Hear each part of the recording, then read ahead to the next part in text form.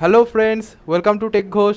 তো আজকে আমরা নিয়ে চলে এসেছি আমাদের প্লেলিস্টে নতুন একটা প্রজেক্ট নিয়ে। তো যেটা নিয়ে আমরা একটা পোল দিয়েছিলাম আমাদের টেলিগ্রাম গ্রুপে যে তোমরা কোনটা চাও। দুটো অপশন ছিল, একটা হলো নিজেদের পোর্টফোলিও তৈরি করতে হবে, আর নাহলে আরেকটা JDBC দিয়ে ডেটাবেস কানেকশন দিয়ে জাভার সাথে স্টুডেন্ট ম্যানেজমেন্ট অ্যাপ্লিকেশন। সো আমাদের যেটা তোমরা সবথেকে বেশি ভোট করেছিলে সেটা হলো স্টুডেন্ট ম্যানেজমেন্ট অ্যাপ্লিকেশন, যেটা JDBC জাভার সাথে MySQL কানেকশন।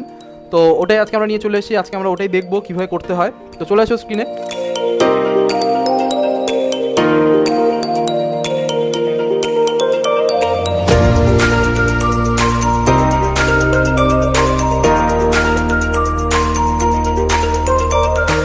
অলরাইট গাইস, তো প্রথমে প্রজেক্টটা শুরু করার আগে আমরা যেটা দেখবো সেটা হলো প্রোগ্রামটা অ্যাকচুয়ালি হবে কেমন, মানে আলটিমেট তার আউটপুটটা কেমন হবে।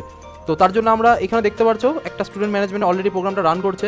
ফার্স্ট তোমাকে জিজ্ঞাসা করছে welcome to student management app, and তোমাকে কিছু অপশন দিচ্ছে। Press 1 to display student, press 2 to add student, press 3 to delete student, and press 4 to update student, and কেউ যদি প্রেস 5 করে তাহলে আমাদের অ্যাপ্লিকেশনটা এক্সিট হয়ে যাবে। তো আমি এখন যেটা করবো সেটা প্রথমে দেখতে চাই আমার প্লেলিস্ট, আমার এই প্রজেক্টে কী কী স্টুডেন্টের ডেটা আছে। তো আমি 1 টিপে এন্টার করছি। 1 টিপে যদি আমি এন্টার করি, দেখো সুন্দর করে আমার ডেটাবেস থেকে কী কী ডেটা আছে সেগুলো দেখো দেখিয়ে দিচ্ছে। যার ID 3 সে অরিন্দম ঘোষ, তার ফোন নাম্বার এটা। যে ID 4 তার সৃজিত পাল, তার ফোন নাম্বার এটা। যার ID 6 সে ঈশ্বরচন্দ্র, তার ফোন নাম্বার এটা। So this and that everything whatever is there, সব কিছু এখানের মধ্যে আমাদের দেখিয়ে দিচ্ছে। এটা গেলো স্টেপ 1। এবার দেখো আবার সঙ্গে সঙ্গে এত যদি ডিসপ্লে করানোর পর আবার অপশন দিচ্ছে যে তুমি কি আবার ডিসপ্লে করাতে চাও, নাকি কোনো অ্যাড করতে চাও, নাকি ডিলিট করতে চাও, না আপডেট করতে চাও। তো কেউ যদি অ্যাড করতে চায় তাহলে সে এখন যেটা করবে সেটা হচ্ছে 2 প্রেস করবে, 2 প্রেস করে এন্টার করবে। ও বলছে এখন তোমার কাছ থেকে ইনপুট চাইছে student name. So student name আমি দিয়ে দিচ্ছি let's a Bipasha Mallick. Enter করলাম। এন্টার দ্য ফোন নাম্বার যে কোনো কিছু হতে পারে। লেটস এ আমি একটা র্যান্ডম ফোন নাম্বার দিয়ে দিলাম।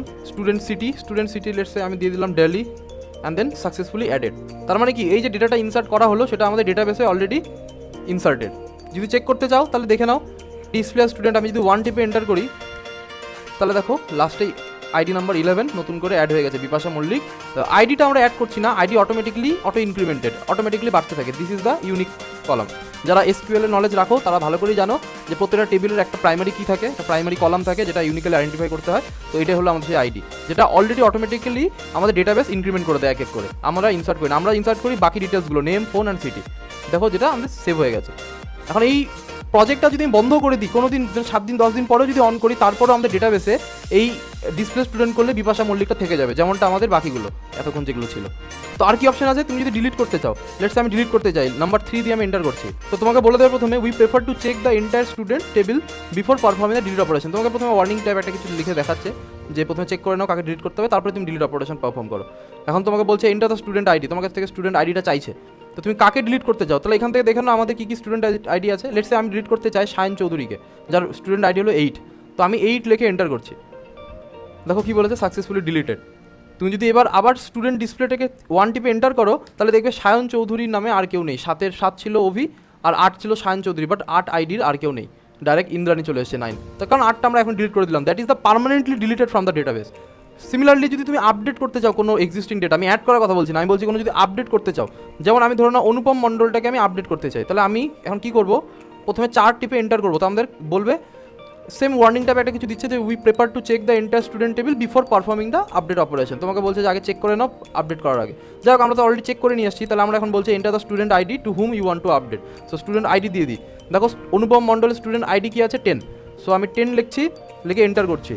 এখন তোমাকে জিজ্ঞাসা করছে what you want to update, কারণ অনুপম মণ্ডলের কাছে নাম আছে, ফোন আছে, সিটি আছে, তুমি কোনটা আপডেট করতে চাও। লেটস সে আমি ফোন নাম্বারটা আপডেট করতে চাই। তো আমি 2 টিপে এন্টার করছি, করে এন্টার দ্য ফোন নাম্বার, নতুন ফোন নাম্বার। লেটস সে আমি একটা ফোন নাম্বার এন্টার করছি, ফোন নাম্বার এটা হলো 766 নতুন ফোন নাম্বার দিয়ে আমি এন্টার দাবালাম, তখন বলে দিচ্ছে সাকসেসফুলি আপডেটেড।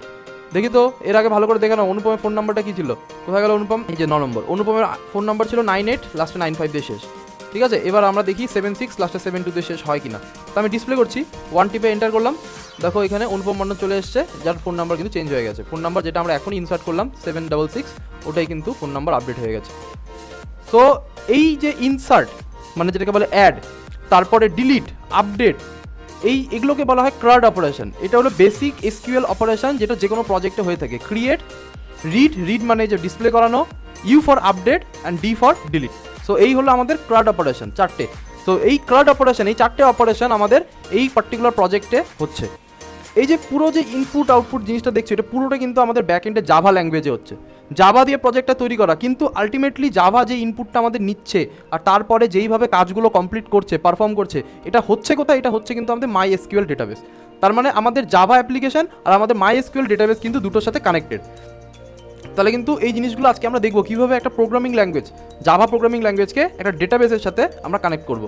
তার জন্য বেসিক যেগুলো তোমাদের জিনিস লাগবে, তোমার কম্পিউটার জাভা ইনস্টল থাকতে হবে, যেটা অলরেডি আমাদের ইনস্টল আছে।